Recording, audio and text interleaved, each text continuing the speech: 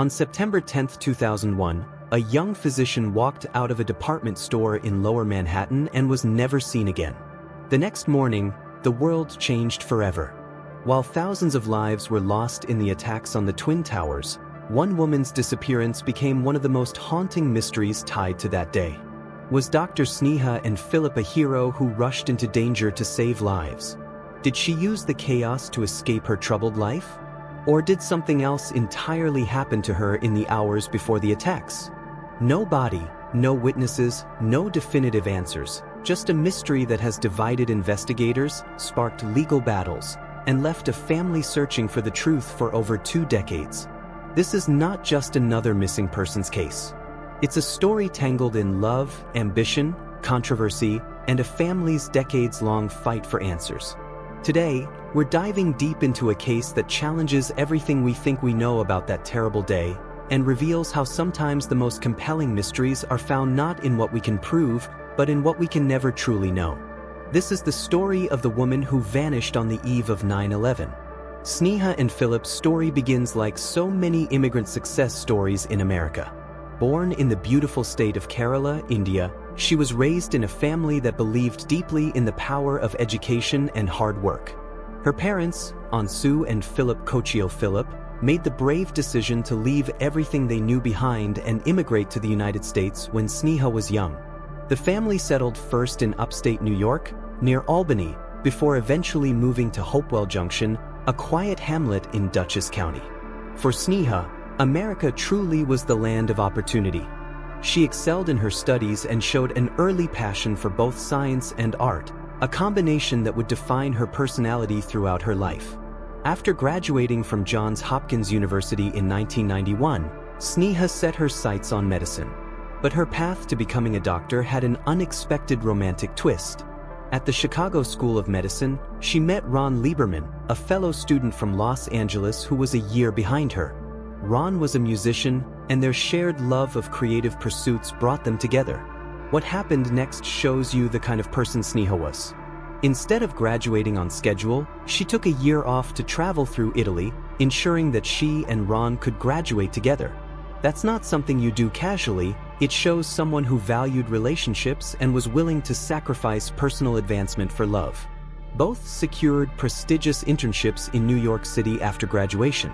Ron landed at Jacobi Medical Center in the Bronx, while Sneha began her residency at Cabrini Medical Center, much closer to their small apartment in the East Village. They were young, talented, and building what seemed like a perfect life together. Their wedding in May 2000 was a beautiful reflection of their multicultural love story. The ceremony in Dutchess County blended Jewish traditions with St. Thomas Syrian Christian elements. Ron gave Sneha a minu, a traditional Malayali Syrian Christian wedding pendant shaped like a gold teardrop with a diamond set in it. This piece of jewelry would later become a symbol of hope for investigators searching for any trace of her. Success followed success. The newlyweds moved to a prestigious address in Battery Park City, with a larger apartment and stunning views of Lower Manhattan. Most significantly, their new home was just 4 short blocks from the World Trade Center. By early 2001, Dr. Sneha Anne Philip appeared to have everything: education, career, love, and a beautiful home in one of the world's greatest cities.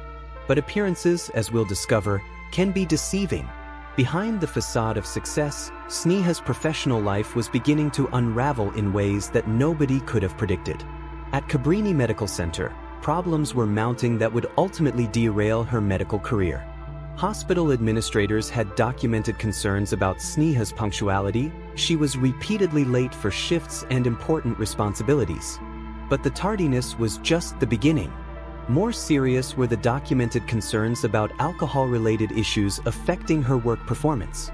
In the medical field, where precision and clarity can mean the difference between life and death, any impairment is taken extremely seriously.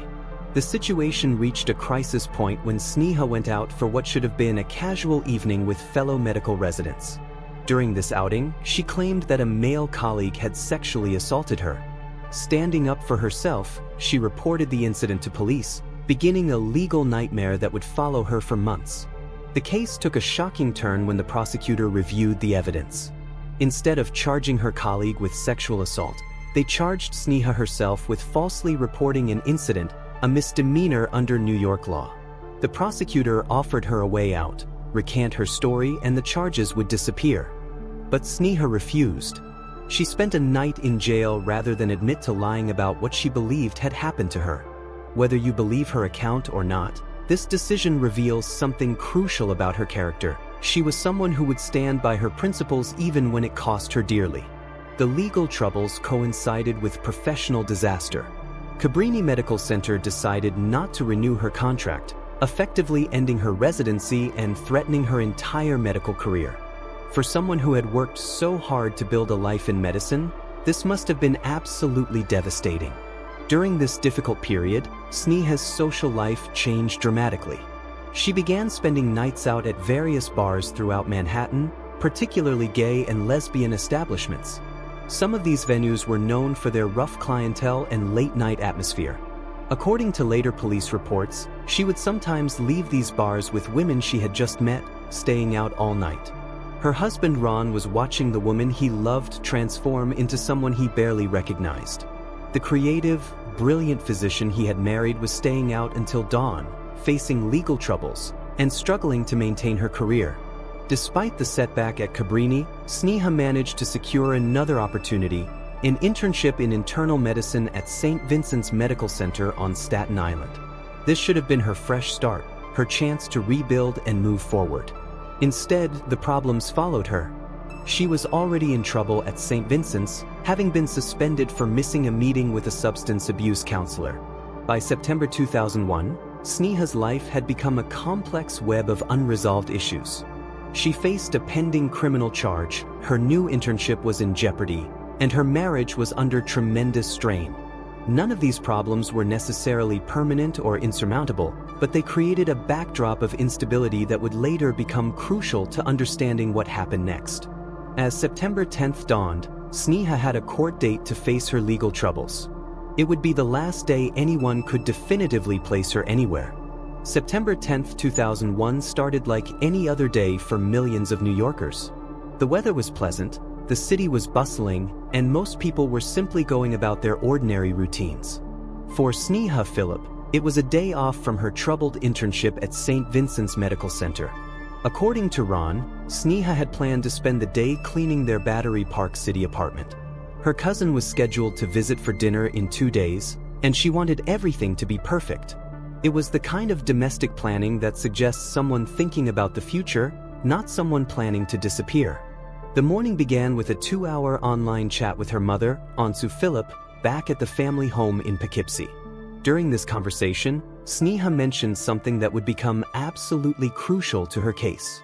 She told her mother she was thinking about visiting Windows on the World, the famous restaurant complex on top of the North Tower of the World Trade Center.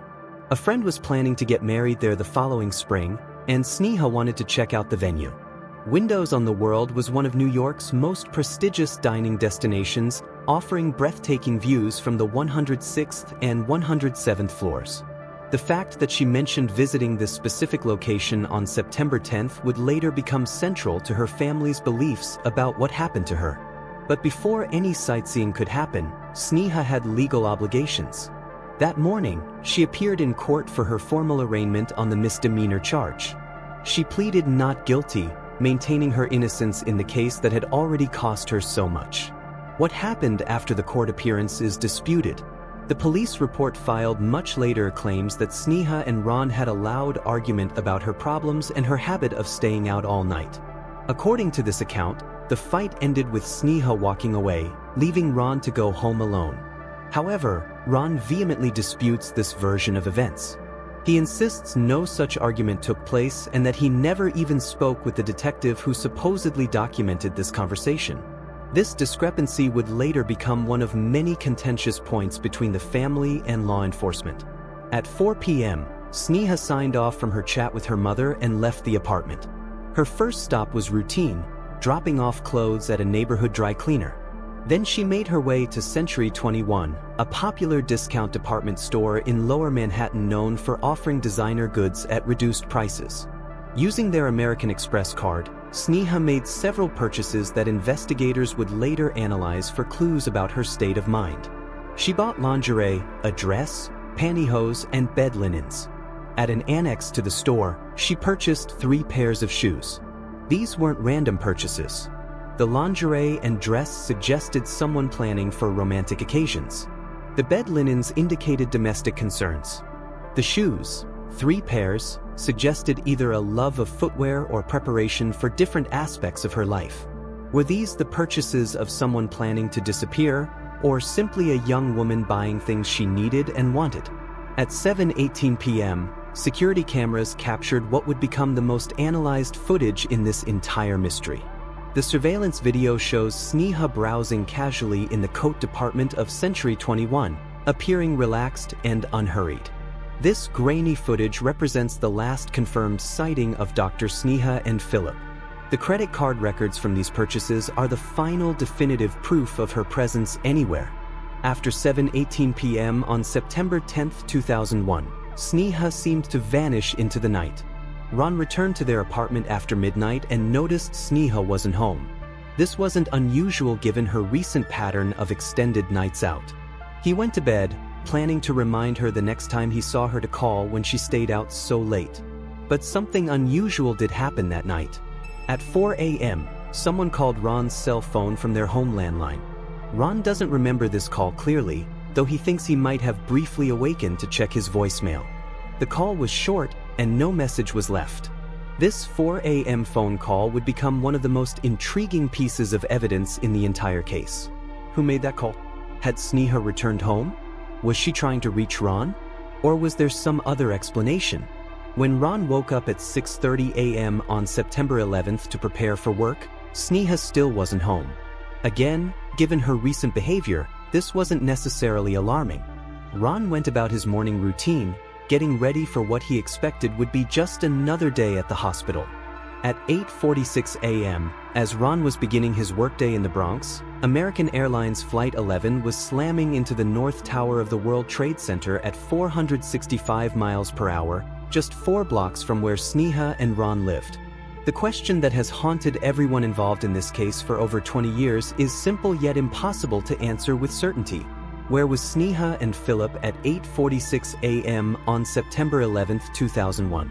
As Lower Manhattan descended into chaos on September 11th, with thousands running for their lives and emergency responders rushing toward the towers, one question consumed Ron Lieberman: where was his wife? Like countless others that day, Ron tried desperately to reach Sneha by phone, but the communication networks were completely overwhelmed. His calls to their apartment went unanswered, and his mounting panic reflected the experience of thousands of other families across the city. That evening, Ron used his medical credentials to get through the security perimeter that had been established around Lower Manhattan.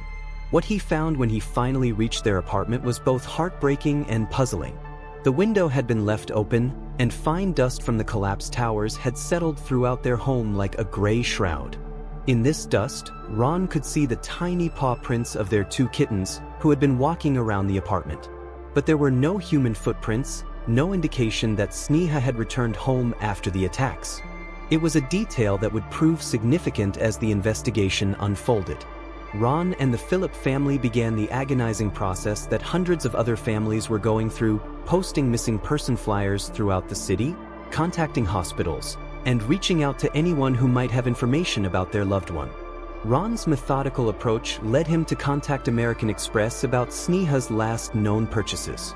Armed with this information, he posted flyers in other Century 21 locations throughout the city. A few days later, he received an intriguing call from a store clerk who had been relocated to Brooklyn after the attacks. The clerk remembered Sneha well. She had been a frequent customer. More importantly, the clerk recalled that on the evening of September 10th, Sneha had been accompanied by another young woman, possibly of Indian descent. This revelation sent Ron on an exhaustive search through security footage. For 3 weeks, Ron carefully examined every frame of surveillance video from that evening, looking for evidence of this mysterious companion. He eventually found the footage of Sneha in the coat department, but she appeared to be alone. The discrepancy raised questions about the clerk's memory or whether the 2 women had been together but separated while shopping.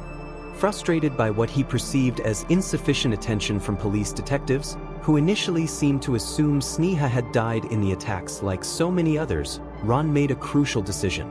He hired private investigator Ken Gallant, a former FBI agent with extensive experience in missing persons cases. Gallant brought professional investigative skills and fresh perspective to the case. His findings would prove both illuminating and controversial, uncovering evidence that suggested Sneha might have returned to their apartment building in the early morning hours of September 11th. The first piece of evidence was that mysterious 4 a.m. phone call from their home landline to Ron's cell phone. While Ron didn't remember the call clearly, phone records confirmed it had happened. The second piece of evidence was even more compelling. Security camera footage from their apartment building lobby, time-stamped at 8:43 a.m., just 3 minutes before Flight 11 struck the North Tower. The footage shows a woman entering the building, waiting near the elevator for a few minutes, then leaving. The timing is remarkable. This falls perfectly within the 7 to 9 a.m. window when Sneha typically returned home after her nights out. Due to poor contrast created by sunlight streaming through the lobby windows, the woman appears only as a silhouette. However, her hair and clothing seem consistent with Sneha as seen in the Century 21 footage from the previous evening. Sneha's family members who viewed this footage say the woman exhibits mannerisms similar to Sneha's. There's one puzzling detail. The woman in the lobby footage isn't carrying any shopping bags, even though Sneha had made multiple purchases the evening before. Where were those items? Ron examined this footage carefully but couldn't definitively identify the woman as his wife. However, an NYPD investigator who later reviewed the footage believed it was indeed Sneha. Gallant also conducted a thorough examination of Sneha's personal belongings and digital footprint, searching for any evidence of plans to disappear or start a new life. Her computer's hard drive revealed no such evidence, no searches for new identities, no communications about leaving, no financial preparations for disappearing. Moreover, Sneha had left behind essential items that anyone planning to vanish would typically take: her glasses, passport, driver's license, and all her credit cards except the American Express card used for shopping. Based on this evidence, Gallant and Ron reached a conclusion that would define their understanding of the case. They believed that Sneha had witnessed the attack on the World Trade Center and, true to her nature as a physician, had rushed to the site to render medical aid to victims, ultimately perishing either inside one of the towers or in the collapse. This theory casts Sneha as one of the many heroes of September 11th, someone who made the ultimate sacrifice to help others in humanity's darkest hour. It provided meaning to her disappearance and honored her memory as a dedicated physician who lived up to her oath to do no harm. But not everyone would find this explanation convincing. The New York Police Department couldn't immediately investigate Sneha Philip's disappearance. They were dealing with the largest crime scene in American history. When they finally turned their attention to her case, they brought different eyes and different conclusions to the evidence. The NYPD investigation delved deeply into Sneha's life during the months leading up to September 11th. They interviewed colleagues, acquaintances, and anyone who had contact with her during this period. What emerged was a portrait of someone whose life was far more troubled than her family had realized or acknowledged. The police confirmed the details of Sneha's dismissal from Cabrini Medical Center, documenting not just the tardiness and alcohol-related concerns, but additional issues regarding her overall reliability and professional judgment. They also uncovered extensive information about her nightlife activities during this period. According to police sources, Sneha had become a regular at several bars throughout Manhattan, particularly establishments with predominantly gay and lesbian clientele. Some of these venues were known for their rough atmosphere and late-night activities. The investigation suggested that Sneha would often leave these establishments with women she had just met, sometimes staying out all night. The police report included claims about sexual encounters that contradicted her family's understanding of these nights out. Most controversially, the report alleged that Sneha's own brother had discovered her in a compromising situation with his girlfriend, a claim that her brother has vehemently denied, stating he never even spoke with the detective who supposedly documented this information. The investigation also revealed additional problems at St. Vincent's Medical Center, where Sneha had already been suspended for missing a required meeting with a substance abuse counselor. This suggested that her personal issues were continuing to affect her professional life even at her new position. Based on these findings, the police developed alternative theories about what might have happened to Sneha. Perhaps she had used the chaos of September 11th to deliberately disappear and start a new life elsewhere. The attacks would have provided perfect cover for someone wanting to vanish without a trace. Another possibility was that she had encountered violence during one of her nights out, becoming the victim of someone she met at the bars she frequented. Her pattern of leaving with strangers could have put her at risk. A third theory suggested that her mounting personal and professional problems had led to suicide, with her body never being recovered in the chaos following the attacks. The police findings were significant enough that they recommended Sneha be removed from the official list of September 11 victims. In January 2004, the city medical examiner acted on this recommendation, making Sneha one of the last 3 people removed from the victims list. This decision devastated her family, who felt the police investigation was biased, incomplete, and in some cases deliberately misleading. They disputed not just the conclusions but many of the basic facts the police claimed to have uncovered. Ron Lieberman acknowledged that his wife did frequent gay and lesbian bars, but he explained this as her seeking safer environments after her traumatic experience with the colleague who had allegedly assaulted her. He insisted she wasn't having sexual relationships with the women she met, but was instead forming friendships and engaging in artistic activities. Ron pointed to specific examples supporting his version of events. On one occasion, Sneha had returned home covered in paint after spending time with an artist she had met, suggesting creative collaboration rather than romantic encounters. The family also disputed the characterization of Sneha's firing from Cabrini Medical Center. They maintained she hadn't been dismissed due to alcoholism or poor performance, but because she had been a whistleblower who complained about racial and sexual bias within the hospital. However, when reporters later contacted the hospital, officials stated they had no record of any formal discrimination complaints filed by Sneha. Perhaps most significantly, both Ron and Sneha's brother categorically denied key allegations in the police report. Ron insisted that no argument had occurred at the courthouse after Sneha's arraignment, directly contradicting the police account of their final interaction.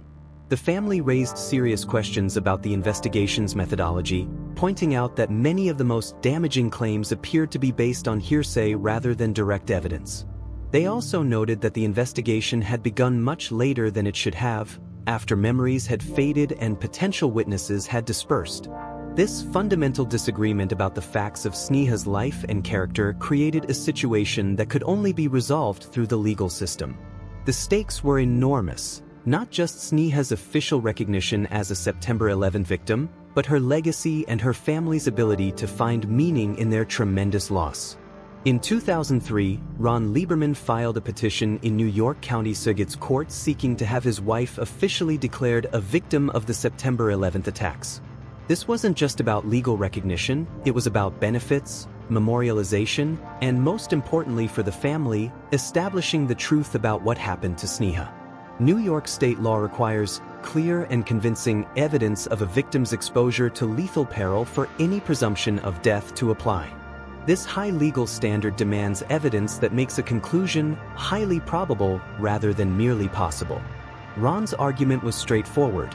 His wife was a trained physician living just blocks from the World Trade Center. Given her medical background and proximity to the disaster, she would naturally have rushed to help victims, ultimately perishing in the tower's collapse. The family presented several key pieces of evidence. Sneha's conversation with her mother about visiting windows on the world, her medical training that would compel her to aid injured people, and the timing of her disappearance just hours before the attacks. The court appointed Ellen Winner as guardian ad litem to represent Sneha's interests. Winner introduced the controversial NYPD report as evidence and argued that there was insufficient proof Sneha was at or near the World Trade Center during the attacks. Surprisingly, even the author of the critical police report testified that he believed Sneha probably died in the attacks, despite his report's emphasis on her personal problems. On June 29, 2006, Judge Renee Roth issued her ruling. She determined that it could not be established that Sneha died on September 11th and instead set her legal date of death as September 10, 2004, 3 years after she was reported missing, as required by state law. The family's appeal was strengthened by comparison to another case, Juan Lafuente, whose petition to be recognized as a September 11 victim had been accepted by a court in Dutchess County. Like Sneha, Lafuente's connection to the attacks was based on circumstantial evidence. Lafuente had recently lost his job, struggled with depression, and worked 8 blocks from the World Trade Center. His recognition as a victim was based largely on testimony from someone who claimed to have overheard him mention a meeting at the Twin Towers that morning, evidence no stronger than what existed for Sneha. The family's lawyers argued that if Lafuente could be recognized as a victim based on such minimal evidence, then Sneha, who lived much closer to the towers and had medical training, should certainly qualify. On January 31, 2008, a 5-judge appeals panel delivered their verdict. By a 4-to-1 majority, they reversed Judge Roth's decision and declared that Sneha and Philip had been a victim of the September 11 attacks. Judge David Sachs, writing for the majority, called it a disturbing case and noted that while the central problem was the lack of direct evidence placing Sneha at the attack site, the clear and convincing standard didn't require absolute certainty. Sachs dismissed many of the claims in the NYPD report, saying they constituted hearsay that hadn't been properly introduced during the original hearing. He wrote, "Even without direct proof irrefutably establishing that her route that morning took her past the World Trade Center at the time of the attack, the evidence shows it to be highly probable that she died that morning and at that site, whereas only the rancorous speculation leads to any other conclusion." The dissenting judge, Bernard Malone Jr., disagreed, arguing that too much speculation was required to conclude Sneha was near the World Trade Center when the attacks began. With this decision, Sneha and Philip officially became the 2,751st victim of the Twin Towers collapse. Today, more than 2 decades after September 11th, Sneha and Philip's story continues to resonate. Her name appears on Panel S66 of the National September 11th Memorial's South Pool, forever linking her to that tragic day. But the mystery of what actually happened to her remains as compelling as ever. The legal victory meant that Philip's family could finally have her officially recognized as a 9/11 victim, but it didn't provide the closure they had hoped for. Since the September 11th Victim Compensation Fund had already made all its payments and closed in 2003, Ron received no financial compensation. However, the decision did ensure that Sneha's name would be included on official memorials. Her family has worked to keep her memory alive in meaningful ways. A memorial has been established at Dutchess Community College, where her mother works as a computer programmer. The family buried an urn filled with ashes from Ground Zero at a cemetery near their home, creating a place where they can go to remember her. In Kerala, India, 2 memorial funds have been established in Sneha's name. The Sneha Philip Memorial Fund, started by her family, pays for the treatment of indigent patients at a clinic outside Aluva. The Martama Doctors Association has also created a fund in her honor, ensuring that her legacy includes the healing work she was trained to do. Her parents have preserved her childhood room in their Poughkeepsie home exactly as it was when she lived there, adding only some photos and her medical diplomas. Due to mobility issues, her family no longer attends memorial ceremonies at the World Trade Center site, but her mother, Ansu Philip, prefers to visit the memorial on Sneha's birthday. Ron Lieberman has moved on with his life while maintaining close relationships with his former in-laws. He remarried in 2010 with their encouragement and support, showing how tragedy can sometimes bring people together rather than tear them apart. The investigation itself reveals how differently people can interpret the same evidence. To her family, Sneha was a dedicated physician who died helping others. To skeptical investigators, she was a troubled young woman whose personal problems may have led to a very different fate. No physical remains have ever been found, like over 1,000 other victims of the World Trade Center attacks. Her family retains hope that the jewelry she wore, including diamonds that would have easily survived the intense heat of Ground Zero, might someday be recovered and matched to photos they provided to authorities. But perhaps the most haunting aspect of Sneha's story is how it forces us to confront the limits of what we can ever truly know. In a case built entirely on circumstantial evidence, reasonable people can look at the same facts and reach completely different conclusions. Was she the hero her family believes her to be? A physician who rushed toward danger to save lives? Was she a troubled young woman who used the chaos of September 11th to escape her mounting problems? Or did something else entirely happen in those final hours before the world changed forever? These questions matter because they touch on fundamental issues of truth, memory, and how we choose to remember both individual lives and collective tragedies. Sneha's story reminds us that even in our age of surveillance and digital records, people can still vanish without a trace, leaving behind only questions that may never be answered. And in cases like this, where definitive proof may be impossible to find, how do we balance the need for legal certainty with a family's need for closure and recognition? With no remains, no eyewitnesses, and only fragments of circumstantial evidence, her case continues to stir debate more than 2 decades later. In the end, perhaps the most important truth about Sneha Anne Philip is that she was loved, she is remembered, and her disappearance reminds us that behind every unsolved case is a real person whose absence continues to shape the lives of those who cared about them. See you in the next one, but until then, stay safe, stay informed, stay vigilant.